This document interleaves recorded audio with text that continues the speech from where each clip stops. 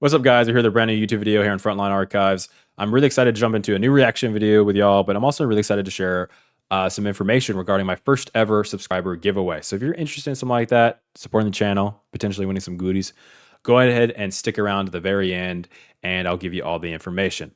I'll give you a little bit of a hint. It has something to do with that bad boy right behind us, which is also the topic of discussion for this video. All right, the Battle of Gonzalez, the Come and Take It flag. I do want to give a special shout out to my sister's longtime friend, Gina, as her comment on my first video, The Battleground was San Jacinto, prompted me to do some additional research on the Come and Take It flag, which I'll be sharing with y'all right now. Let's go to every history teacher's favorite application. Here it is, in all its glory, the Come and Take It flag. Now, the information that I was able to find through Gina's comment was the fact that this was created by two women. In particular, Sarah DeWitt and her daughter, Evelyn DeWitt. They were the wife and daughter of Green DeWitt, the impresario who settled Gonzalez, who made Gonzalez the capital of their little colony. So I think that's really, really important to make this information known. I think it's really unfortunate that this is not in the curriculum for Texas history.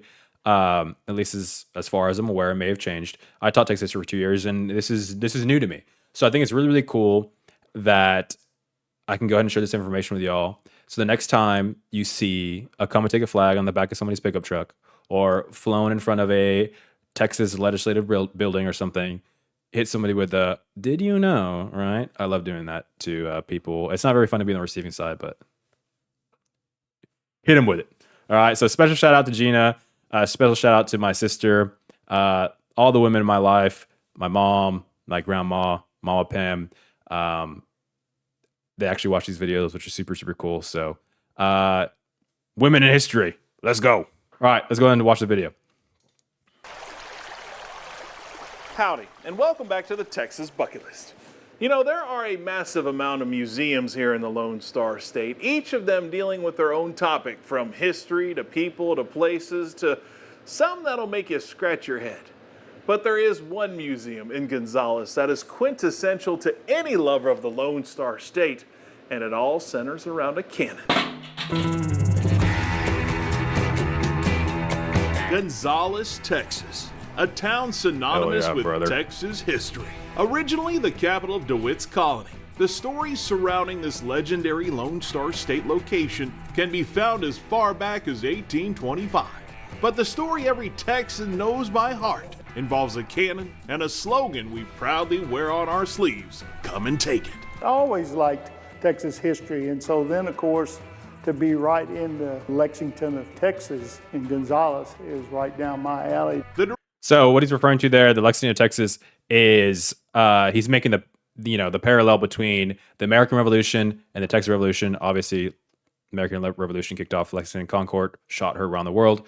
So very similarly, the British troops were trying to disarm the American militia, which led to the American Revolution. And in our case, in Texas history, the Mexican soldiers were sent by Santa Anna to disarm the Texas militia, which prompted, our very own Lexington.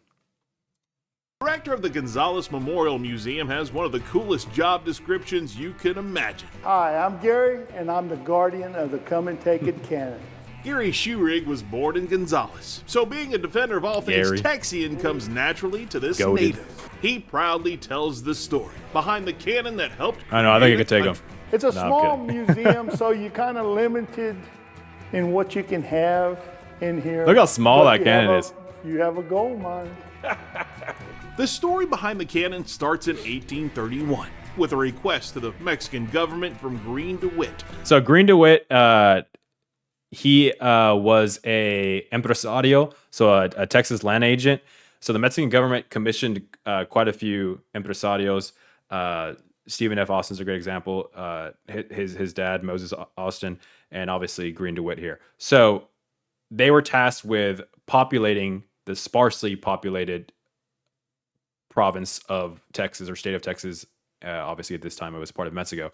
But the Mexican government kind of shot themselves in the foot because they allowed a bunch of American immigrants in, and obviously this turned into them wanting to be their own state and eventually their own country through the Texas Revolution. So it's important to note.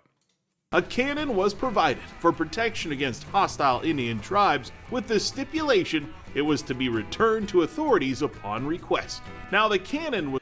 So I did some research about this cannon, and the video may contradict me here, but I was always under the assumption that this was left over from like the Spanish garrison during the Spanish colonial time.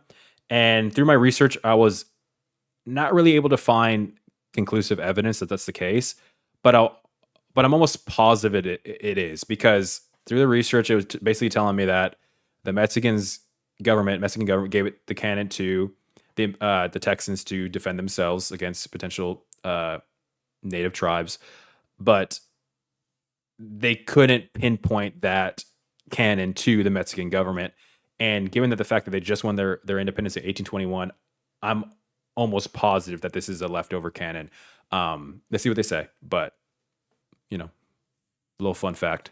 It was more of a visual deterrent since it was rigged not to fire, but it didn't take long to fix that. Right here is where they had driven the nail in the touch hole so that it wouldn't shoot. Sure.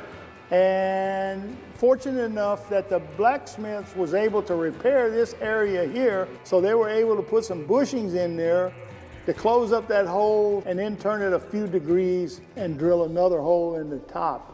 By doing that, then they're able to make a cannon that's fully functional. That's amazing. Yeah. So the Smithsonian saw that and said 95% chance. Yeah, because there's no purpose for a cannon to have two separate holes. Even if this one was open, it wouldn't function. 4 years after receiving the cannon, the Mexican government sent their request to return the ordnance. In 1835, when there was a rumble of Texas independence, a revolution, Santa Anna sent out word that he wanted all of his guns back into his possession. A rally for independence was happening. In September of 1835, 100 Mexican troops marched on the banks of the Guadalupe River to retrieve said cannon. They were greeted by a group of 18, and it was at... So this is also after the arrest of Stephen F. Austin and his eventual return back to Texas. And so the sentiment and the air was filled with revolution already, right? So Santa Anna wanted his weapons back because he didn't want them to be used against him, rightfully so.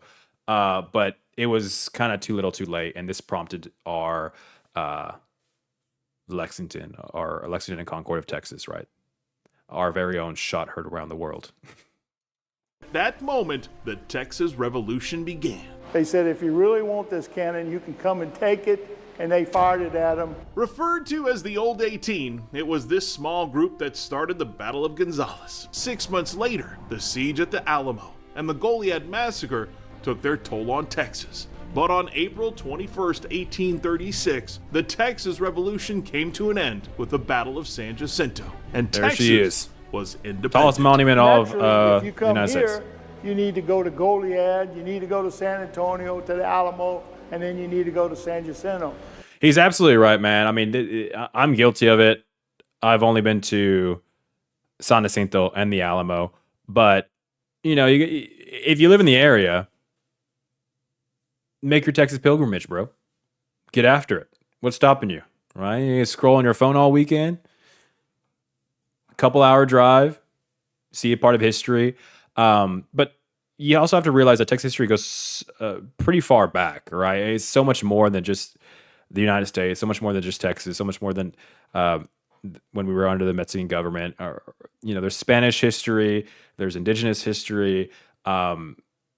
It's really cool, man. So if you ever find yourself with some free time, I encourage you to go check out those places. I know Gonzalez and Goliad are 100% on my list, my Texas bucket list, right?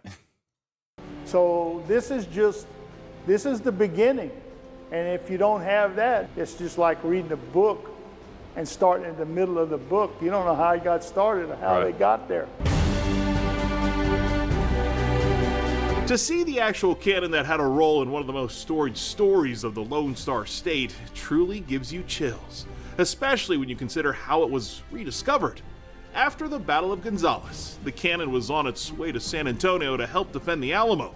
The cart carrying it busted near Sandy's Creek, about 20 miles from town, so it was buried. That cannon will stay buried from 1835 until July of 1936 when we have a flood, and Wow. it will 100 years. unearth it. If it hadn't been for that flood, it would have probably still been buried. That thing's tiny, Who knows, dude. but I think it's just some reason why it got unearthed. Eventually, the cannon found its way back home to Gonzalez, where it now sits, just a few miles from the spot that the battle for Texas's independence started. Being able to see this cannon in person is truly awe-inspiring, and brings you even closer to the roots of our great state, making it well worth a stop on the Texas bucket list. You have one heck of a centerpiece. I think it's just a part of history that's not complete unless you do come here just to know that is where it started at. It's one of those situations where you just really don't, you can't put words to it. I don't want to live He's very anywhere passionate. else but Texas. Hell yeah, brother. All right, guys, come and take it, man. That's fantastic. I actually really enjoyed that. So if you stuck around, I really appreciate it. Let's go ahead and get the information about the subscriber giveaway. So there's some rules. You have to be a subscriber, obviously. You have to like this video, and you also have to leave a comment. But this comment has to be, there's some rules to comment. It has to be history related in terms of what's either a time period, maybe a particular battle, or even a historical figure that you're very much interested in. Because I'm also going to use this as, you know, my own little data collection point. Because obviously I love history. I love Texas history. I love World War II history. But I'm also interested in learning and talking about history that you guys might be into. Because I understand this is supposed to be for entertainment. So I want to make sure that all the bases are covered, right? So one more time, like the video, be a subscriber. So either subscribe now, or if you're a subscriber, thank you already. And leave a comment that is history related and something that you're interested in, that you'd like to see, or something you're passionate about. And if you do all those three things, you'll be entered to win your very own Come and Take It flag, which is fantastic. I have two of them, one for my house. I got one in my classroom. So I encourage you to go ahead and do those things. And I can go ahead and, if you happen to live in my city, I'd be happy to drop it off to you, hand it to you. Or if you live somewhere else, I'd be happy to go ahead and mail it to you, and we'll get that situated. So like always, guys, I really appreciate you taking the time out of your day to go ahead and check out this video.